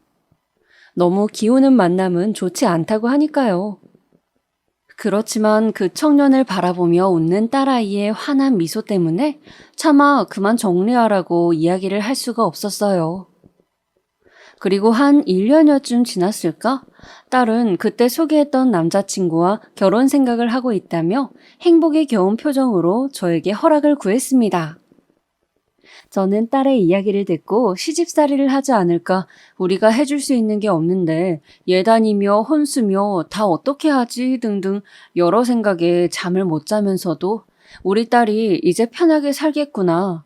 그래, 너라도 힘들지 않게 행복하게 살아라 하고 마음속으로 부처님, 하나님, 천지식명님께 빌었습니다. 그 후 몇 년간 저희 부부는 저는 식당 일을 계속하고 남편은 이제 농사 짓던 규모를 많이 줄여 조금만 일을 하면서 잘 지냈습니다. 건강도 다행히 괜찮았고 가난했지만 그럭저럭 평온한 생활이었어요. 가끔 비가 많이 오는 날이나 아주 추운 날에 창밖을 보며 연락 한 통이 없는 아들 녀석을 생각했지만 그저 무소식이 희소식이다 생각하면서 애써 별일 없을 거라고 잘 지내고 있을 거라고 주문을 외우듯이 혼자 되뇌었습니다. 그렇게 아들이 우리 가족 옆에서 사라진 지 10년도 더 지난 해 어느 추운 겨울날이었습니다. 저는 저녁을 다 차려 먹고 뭉친 어깨를 주무르며 막 따뜻한 유자차 한 잔으로 하루를 마무리하려던 참이었어요. 대문 밖에서 자꾸 바스락바스락 거리는 소리와 아이들 칭얼거리는 소리가 들려오는 것이었어요. 아빠, 이 붉은 벽돌집이 아빠가 말한 할머니 집이야? 근데 나 배고파. 우리 언제 들어가? 아빠, 나 추워. 저기 있는 거 초인종 아니에요? 안 눌러요? 언제까지 서 있어? 저기, 우리 조금만 요 앞에 나갔다가 다시 올까? 아빠가 좀 오랜만이라 어색해서 그래. 춥지? 일단 저 밑에 분식집 가서 아빠가 라면 먹고 다시 올까? 배고프다고 졸라대는 아이들의 목소리와 어디선가 들어본 적이 있는 듯한 낯이 익은 약간 굵으면서도 고운 남자의 목소리. 저는 순간 전기에 감전된 듯 온몸이 부르르 떨리더군요. 그 목소리는 세상에서 제일 사랑하고 보고 싶은 제 아들의 목소리와 닮아 있었습니다. 찰나의 순간 이게 꿈일까 싶으면서도 저는 본능적으로 온 힘을 다해 대문 밖으로 다름질쳐 나갔습니다. 미처 신발도 신지 못한 채로요. 준영아! 저의 절규하는 듯한 고함 소리에 골목 전체가 쩌렁쩌렁 울렸습니다. 당연히 저 앞으로 골목을 내려가던 아이 둘과 남자 한 명도 걸음을 멈추었어요. 걸음을 멈추고 잠시 숨을 고르는 듯하던 그 뒷모습은 진짜로 무려 10년 만에 보는 저의 아들이었습니다. 엄마. 이게 얼마 만에 보는 아들의 얼굴인지. 녀석은 그 자리에 서서 저를 보면서 아무 말도 하지 못하고 그저 바닥만 바라보면서 전봇대처럼 한참을 서 있더군요. 저는 맨발에 여전히 신발도 신지 않은 채로 아들을 향해 달려갔습니다. 윤서가, 이거사, 그렇게 사라져버리면 어쩌니? 어디서 뭘 하다가 이제야 내 앞에 찾아온 게야? 이놈아, 이 망나니 같은 놈아. 그래, 이 엄마가 보고 싶지도 않든 어찌 전화 한 통을 안 할 수가 있어, 이 매정한 놈아. 저는 다리에 힘이 풀려서 말 그대로 철퍼덕 바닥에 주저앉고 말았어요. 아들의 뒤에 서서 놀란 토끼 눈으로 저를 보던 남자아이와 여자아이는 그런 저를 신기한 듯이 바라보고 있었습니다. 저의 절규 소리에 놀란 남편이 달려나와서 우두커니 골목 가로등 불빛을 받으며 서 있는 아들을 발견했습니다. 그이도 역시 많이 놀란 듯 숨을 몰아쉬다가 냅다 집으로 달려들어가 마당에 있던 빗자루를 가져오더니 갑자기 아들을 두들겨 패더군요. 퍽퍽. 아들은 빗자루에 맞아 서 있지도 못하고 나동그라졌지만 남편은 매질을 멈추지 않았어요. 아들 역시 가만히 맞고만 있었습니다. 전혀 아프지 않은 사람처럼요. 계속 화를 내며 아들을 때리려는 남편을 필사적으로 말리고 저는 추위에 꽁꽁 언 아들과 아이들을 집 안으로 들어오게 했습니다. 저녁을 아직 먹지 못했다고 해서 급한 대로 집에 있는 반찬들을 꺼내고 계란 후라이를 내서 아이들에게 주었습니다. 애들은 꼭 몇 끼 굶은 것처럼 허겁지겁 밥을 입속에 집어넣더군요. 자세히 보니 손톱 밑도 시커멓고 양말도 구멍이 나려 했습니다. 옷도 며칠은 입은 듯 군데군데 얼룩이 보였습니다. 아들 역시 몰골이 좋다고 할 순 없었는데 꼭 며칠을 노숙한 사람처럼 머리도 감지 않은 듯 했고 허름한 옷에 천으로 된 큰 배낭을 메고 있었습니다.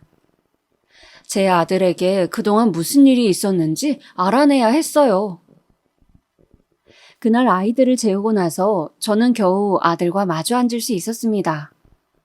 한참 동안 아들은 식탁보의 무늬를 뚫어지게 바라보면서 저와 남편의 시선을 계속 회피하다가 결국 깊은 한숨을 쉬며 그간의 사정을 털어놓기 시작했습니다.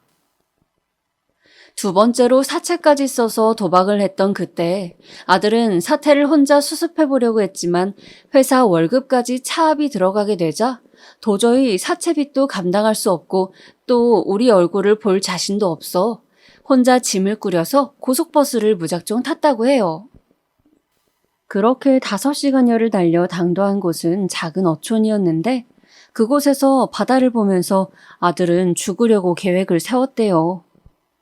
이대로 날이 저물면 눈 딱 감고 바다로 뛰어들어 버리자. 그런데 그렇게 혼자 무서운 결심을 하고 바닷가를 서성대는 아들을 우연찮게 본 어촌 사람들이 아들에게 다가와 지금 일손이 부족하니 일을 좀 도와달라고 부탁하면서 며칠 일당을 받았대요. 그런데 오히려 몸이 힘들어서 나쁜 생각도 사라지고 마음이 편안해져서 며칠만 하다가 그 마을에 정착하게 되었다고 합니다. 그리고는 연애를 하게 되었다고 해요. 그 아가씨는 마을 토박이었는데 성격도 좋고 제법 다정하게 아들을 챙겨줬다고 하더라고요. 둘은 그렇게 동네에서 조촐한 결혼식을 올리고 5년이 넘는 시간 동안 함께 살았대요. 그리고 1년 후 아들을 낳고 또 1년 후 연년생으로 딸 자식도 낳았다고 합니다.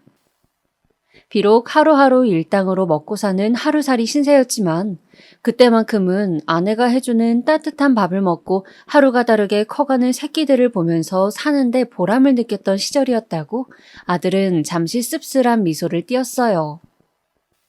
그런데 어느 날부터인가 애들 엄마가 밤 외출이 잦아졌대요. 말로는 동네 애들 엄마하고 치킨을 먹는다, 오늘은 반상회 모임이 있다 했지만 하루가 멀다 하고 밤늦게 애들을 맡기고 외출을 하는 것이 수상하여 어느 날은 옆집 할머니께 애들 좀 부탁하고 미행을 했다고 하는데 그날 아내가 동네 총각과 바람이 났다는 것을 알게 되었답니다. 화가 머리 끝까지 난 아들은 아내를 다그쳤고 그 여자는 오히려 적반하장으로 화를 냈다고 했습니다. 당신처럼 변변치 못한 사람과 이 작은 동네에서 평생을 애나 돌보면서 구질구질하게 살고 싶지 않다고. 나는 지금 만나는 애인을 따라 서울로 가서 꼭 성공할 거라고 이혼을 요구했대요. 아들은 그때까지도 자신에게도 부모님과 여동생이 있다는 이야기나 사실은 이름 되면 알만한 대학을 나왔다는 얘기, 또 왜 이 어촌까지 오게 되었는지를 말하지 않았대요. 그런 이야기를 했었다면 좀 나았을까? 아내를 데리고 부모님 옆으로 이사 왔다면 어땠을까 이야기하면서 제 아들은 낡고 더러운 옷소매에 쓰디쓴 눈물을 한 바가지 쏟아내더군요. 그리고는 저희에게 부탁을 했습니다. 정말 염치 없지만 자신은 애들을 키울 돈을 벌기 위해서 원양어선을 타러 가야 한다고요. 러시아를 지나서 아주 멀리까지 몇 년 다녀오게 될 거라고, 그동안 돈은 한 번씩 붙여줄 테니 자식을 좀 맡아달라고 말이에요. 아이들은 이제 막 초등학생이 되어 9살, 8살의 연년생이더라고요. 세상에 물고 빨고 키워서 대학까지 보냈더니 말도 없이 10년간 연락도 하지 않고 부모 없이 결혼을 하고 아이를 낳고 거기다 이혼까지 했다고 하는 아들에게 너무나 섭섭하고 또 그렇게밖에 할 수 없었는지 애초에 도박 같은 것을 왜 했는지 아휴, 정말 끝도 없는 원망과 슬픔이 차올라 내 마음에 가득 차는 것 같았습니다. 쪽잠을 자던 아들은 일어나자마자 무심하게도 인천항으로 이제 떠나야 한다면서 가끔 연락을 주겠다는 말만 남긴 채로 사라져버렸습니다. 그 후 울며 겨자 먹기로 애들을 떠맡게 된 우리 부부는 아이들을 챙기느라 힘든 나날을 보내야 했어요. 아이들은 집에 일찍 왔고 저는 그나마 소일거리로 나가던 식당 일을 할 수 없게 되었습니다. 차마 어린 것들을 집에 놔두고 일을 할 수가 없었거든요. 동네 다른 아이들과 달리 우리 손주들은 시장에서 산 저렴한 옷에 초등학교만 다니고 뭔가를 배울 수 없었죠. 거기다 설상가상으로 남편이 스트레스가 심했는지 위암이 발견이 되었어요. 저는 너무 힘든 일들이 줄줄이 일어나서인지 그때는 눈물도 나질 않더군요. 그저 멍할 뿐이었습니다. 그래도 다행히 많은 곳에 전이가 되진 않아 수술을 했어요.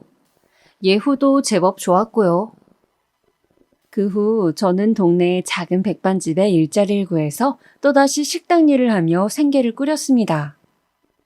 이렇게 제 인생에 아들이 몰고 온 폭풍에 휩쓸리는 동안 시집가서 의사 사모님이 된 제 딸아이는 서울의 사위가 병원을 차렸다고 하더니 바쁜 모양이었습니다. 그래도 가끔 짬을 내어 갑자기 생긴 조카들을 보러 오기도 하고 학용품을 사오기도 하는 둥 착하고 살가운 성격대로 나름대로 우리 집을 챙기려 애썼습니다. 손주들이 우리 집에 온 지 1년쯤 지났을까? 어느 날 손자의 초등학교에서 전화가 왔습니다. 세상에 큰 손자가 같은 반 아이를 올라타고 팔꿈치로 찍어서 갈비뼈가 부러졌다는 전화였어요. 저는 너무 놀라 부랴부랴 학교로 다름질쳐 갔습니다. 숨을 몰아쉬며 교무실로 달려가 보니 큰 손주는 잔뜩 주눅이 들어 고모의 손을 꼭 잡은 채 교무실에 서 있었어요. 제 딸이 뭔가 연락을 받고 먼저 달려온 모양이었어요. 아니 은영아, 이게 무슨 일이니? 넌 어떻게 왔어? 아 엄마, 내가 해결할 테니 그냥 밖에서 보고 계세요. 딸은 손자를 노려보는 맞은편 학부모에게 이것저것 이야기를 하기도 하고 선생님들께도 일일이 인사를 드리고 한참을 교무실에 있었습니다. 그렇게 딸은 한참 뒤 조카의 손을 잡고 나오더니 이야기를 하는 것이었어요. 사실은 그동안 큰 손자가 작은 사고들을 학교에서 친 모양이라고. 좁은 동네이다 보니 아이들이 너는 왜 갑자기 할머니 집에 왔냐? 엄마 아빠는 어디 있냐? 학원은 왜 하나도 안 다니냐는 둥 짓궂게 놀린 모양이더라고요. 그래서 조카가 그때부터 학교에서 크고 작은 소란들을 부려 가끔 전화가 오곤 했다는 겁니다. 저는 놀라서 왜 그 전화가 너에게 갔냐고 하니 딸이 무슨 일이 있으면 고모니까 저에게 이야기 좀 해달라고 미리 담임 선생님께 얘기를 했다고 해요. 이번에도 조카 말에 따르면 상대 아이가 거지라고 놀린 모양이라고 하면서 치료비를 넉넉히 주기로 했고 다시는 그런 소리를 하지 않기로 했다고 딸아이는 담담하게 말했습니다. 저는 딸의 손을 붙잡고 너무 고맙다고 연신 이야기를 했어요. 딸은 그저 엄마 아빠랑 조카들이 잘 지내면 되었다고 제 손을 잡고 이야기하더군요. 그 얼굴이 어쩐지 지쳐 보였지만 저는 더 이상 묻지 않았습니다.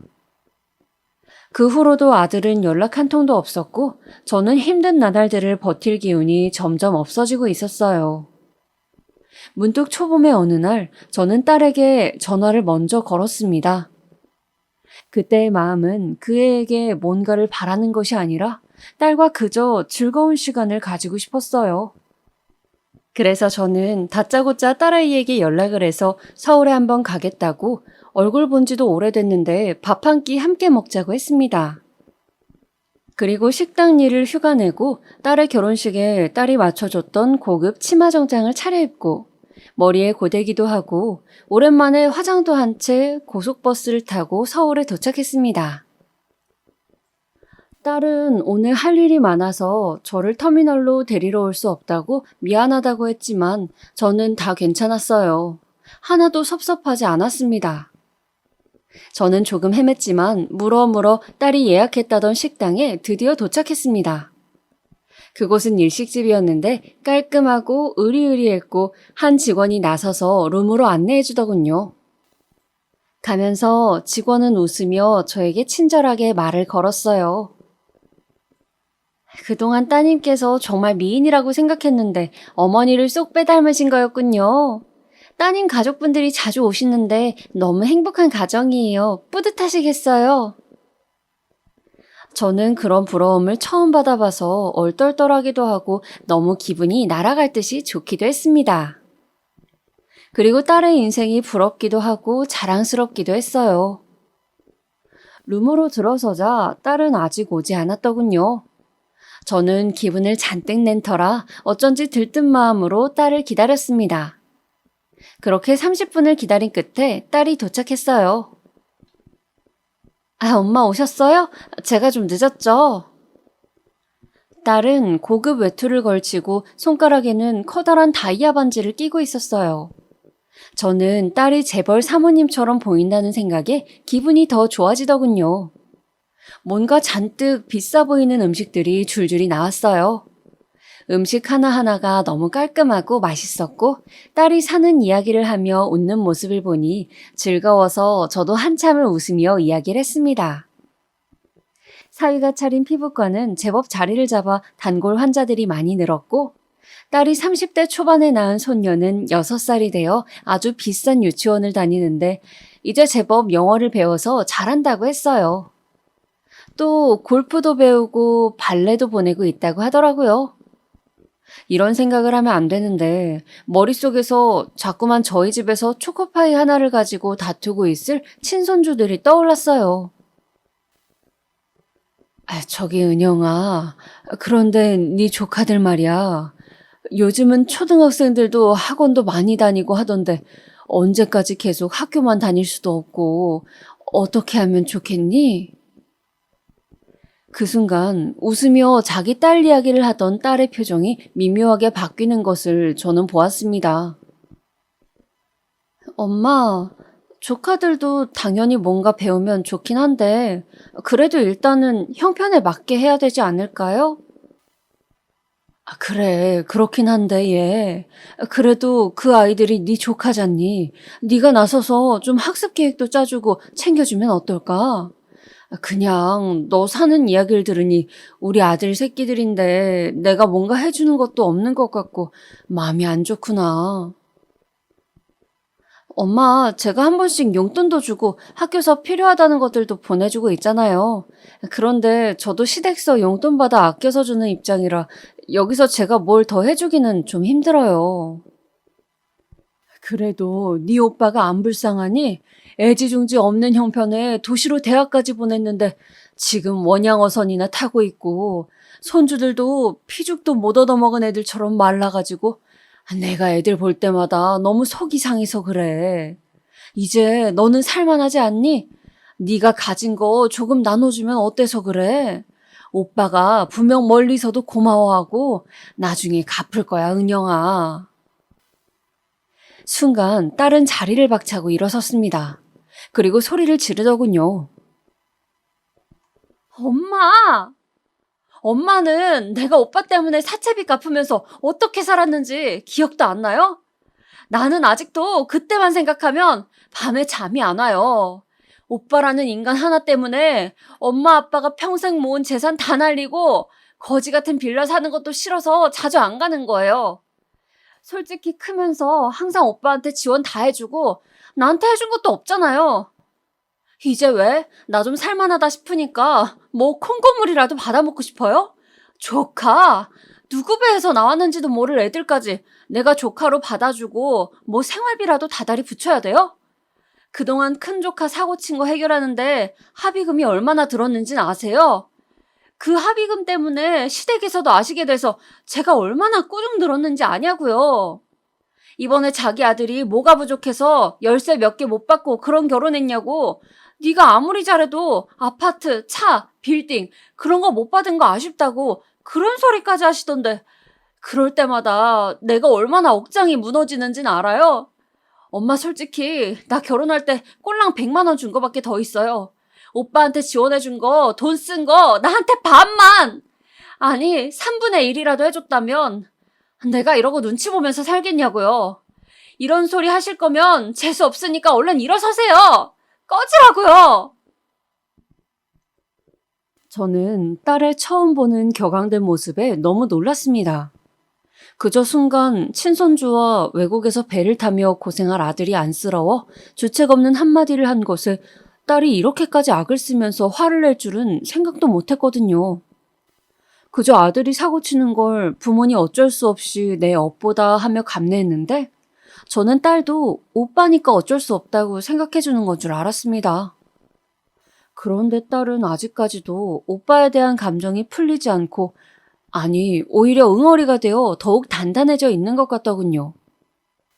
그러나 그렇다곤 해도 어떻게 낳아주고 키워준 부모에게 꺼지라고 그런 말을 할 수가 있을까요?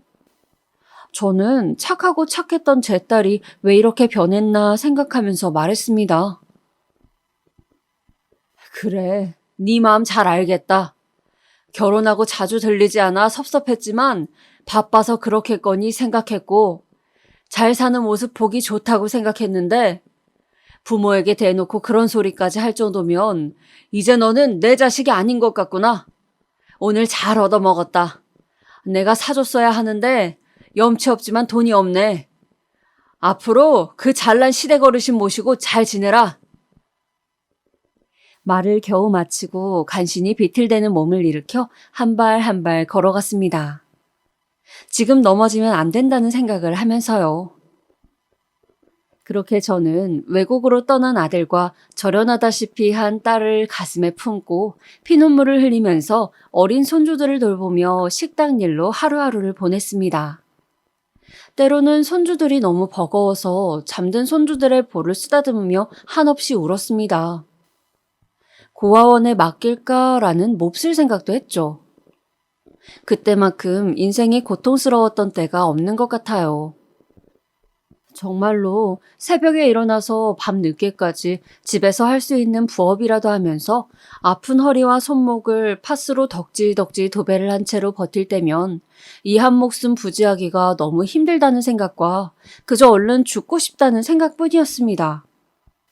그러나 차마 아직 어린 두 손주와 암을 겨우 이겨낸 남편 앞에서 그런 내색을 할 수가 없어서 많이 힘들 때면 집 앞 골목에 나가서 횡단보도를 천천히 건너면서 지나가는 차가 나를 혹시 치고 간다면 편하게 죽을 수 있을까? 죽으면 이런 지옥 같은 삶이 끝나겠지. 이렇게 힘든 시간을 견디며 끝까지 목숨을 붙잡고 살아서 어떤 좋은 꼴을 본다고 이러고 살고 있나 이런 생각들로 시간을 보내는 것이었어요. 그렇게 힘든 나날이 쌓여 시간이 흐르고 큰 손주가 중학생이 될 즈음이었습니다. 제가 일하던 백반집 사장님이 어느 날 그러시는 거예요. 언니, 제가 사정이 있어서 다른 지방에 좀 가 있어야 하는데 언니가 당분간 맡아서 이 식당 운영을 좀 해보시면 어떻겠어요? 제가 없는 동안 나오는 수입은 언니가 다 가지셔도 돼요. 저는 그저 이 식당 계속 유지되기만 하면 되거든요. 뜻밖의 제안이었습니다. 저는 좀 얼떨떨했지만 사장님은 그저 몇 달 지방에 간 김에 푹 쉬려고 그러신다는 말을 남기고 저에게 가게를 통으로 맡기고 가셨어요. 저는 사장 아닌 사장이 된 것에 신이 나서 신나게 식당 일을 했어요. 다행히 남편이 건강이 괜찮고 아이들도 제법 자라서 제가 일에 좀 더 몰두할 여건이 되었죠. 그러던 중 옆집에 새로 수제 햄버거 집을 오픈했다며 한 청년이 인사를 하러 왔어요. 요즘 사람 같지 않게 시루떡을 한 접시 들고요.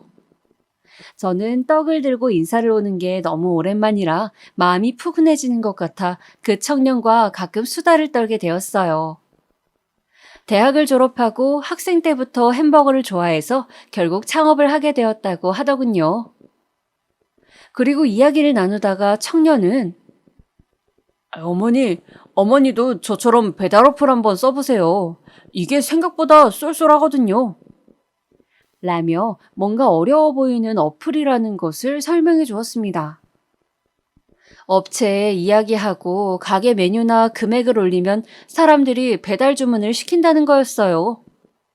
저는 나는 나이가 많아 이런 어려운 것은 잘 못한다고 자신이 없다고 했더니 청년이 선뜻 저에게 그러면 이거 어플 관리하는 거랑 배달하시는 분들 오시면 어떻게 하는지 배달 용기 같은 거는 제가 다 알아서 해드릴게요 라며 저에게 용기를 주는 것이었어요.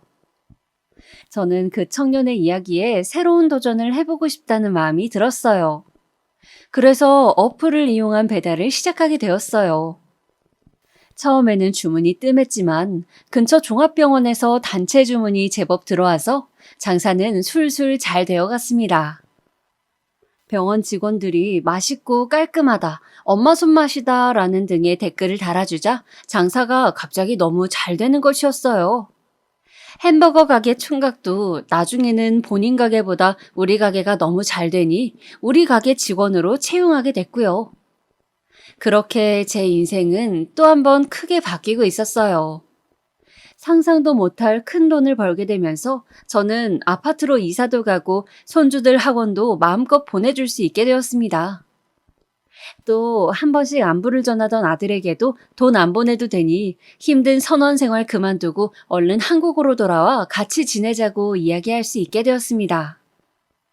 이 모든 것이 제 힘과 행운으로 이루게 되었다는 게 너무 믿기지 않고 행복했어요. 물론 기쁜 마음의 한켠에는 울던 딸아이의 모습이 날카로운 아픔으로 남아 있었지만요.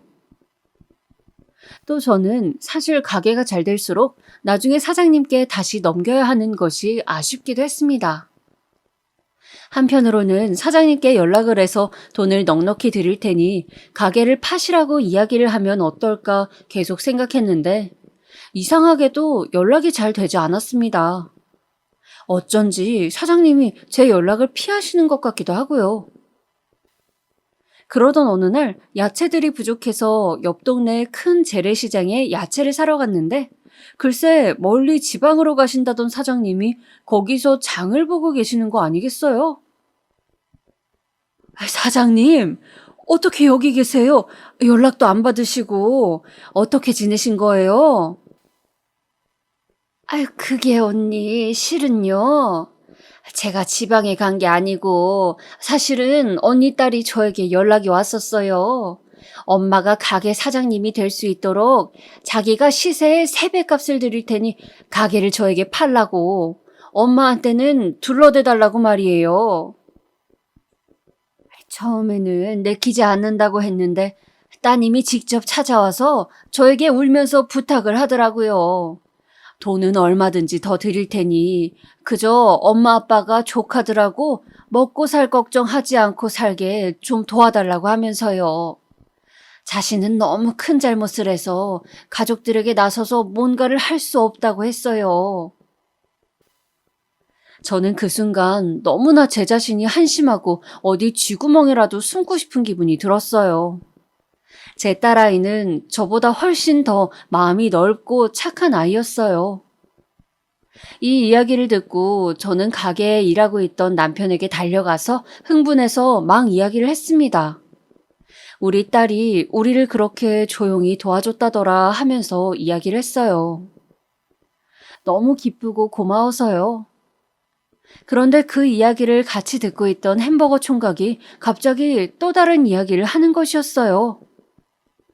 사실은 자기가 배달 어플 알려주고 이것저것 도와준 것도 딸의 부탁이었다고요. 그리고 월급이라며 다달이 돈을 보냈다고요. 저는 망치로 머리를 맞은 듯이 놀라고 말았어요. 제 이야기와 직원의 이야기를 들은 남편은 사실은 그동안 나는 딸과 연락을 해왔다고 은영이가 순간 흥분해서 그런 말을 했지만 그 후로 많이 반성하고 힘들어했는데 차마 당신 얼굴을 볼 면목이 없다고 하면서 사위가 딸 몫으로 해준 적금이며 그동안 시댁서 받은 용돈을 모아서 우리 분식집을 사준 거라고 얘기를 해주더군요. 물론 거절을 했지만 너무나 완강하게 내 마음 편하라고 그러는 것이라고 딸이 고집을 꺾지 않았다는 것도 이야기해 주었습니다. 그리고 병원 주문이 많았던 것도 사위랑 정말 친한 친구가 그 병원에서 제법 높은 자리에 있다 보니 분식집은 여기로 하라고 아예 지정을 해줬었다고 해요. 그러면서 그래도 댓글 쓴 거는 그 사람들이 솔직하게 쓴 거라고 당신 솜씨가 좋아서 그렇지 라며 남편은 제 손을 잡고 미소를 지었습니다. 저는 그 길로 딸이 사는 서울로 고속버스를 타고 부랴부랴 올라갔습니다. 고속버스를 타고 저는 내내 가슴을 치며 울었어요. 더 이상 울지 않으려고 했지만 계속 눈물이 흘러나와서 멈출 수가 없었습니다. 딸이 사는 집으로 도착해서 마침내 딸의 얼굴을 마주대했을 때 저는 울지 않으려고 그토록 애를 썼건만 무너져버리고 말았어요. 그동안 네가 애쓴 이야기를 들었노라고. 그렇게 돌아서 나온 후로 하루도 네 생각을 하지 않은 날이 없었다고 저는 울었습니다. 어디서 그렇게 많은 눈물이 나오는지 눈물이 계속 폭포같이 흘러나왔어요.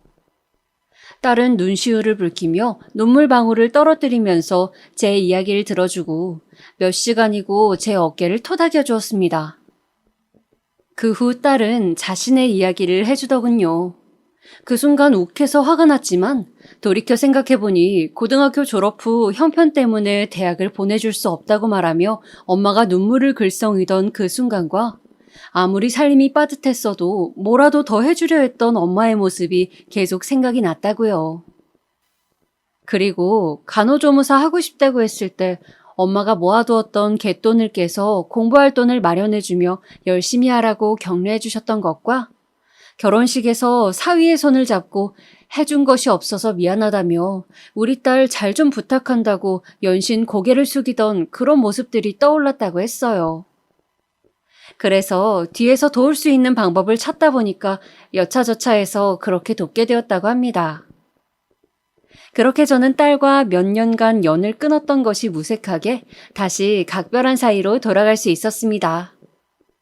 먼 길을 돌아왔지만 이제나마 편하게 딸을 다시 볼 수 있게 되어 너무나 행복합니다. 그리고 저의 마지막 숙제였던 아들도 긴 항해를 마치고 집으로 돌아오면서 저희 가족은 아들네와 함께 식당을 운영하면서 먹고 사는 걱정 없이 지내게 되었고 딸은 여전히 부유하게 잘 지내고 있답니다. 저는 딸의 인생을 보고 정말 착하게 살면 복을 받는다는 말을 진심으로 믿게 된 것 같아요. 또 제가 이 나이까지 살아보니 사람의 인생은 다 정해진 때라는 것이 있는 것 같아요. 힘들 때는 힘든 일이 끝도 없이 겹치지만 그 시간을 지혜롭게 견뎌내면 반드시 보상받는 날이 온다는 생각도 들었습니다. 지금까지 제 사연을 들어주신 여러분들, 지금 삶이 팍팍하고 괴로우시더라도 분명히 하늘에서 다 보고 계신답니다. 하루하루 힘내서 열심히 생활하세요. 그러다 보면 제 인생처럼 분명히 좋은 날이 온다는 것을 꼭 말씀드리고 싶어요. 그럼 오늘 하루도 선한 마음으로 행복하게 보내세요.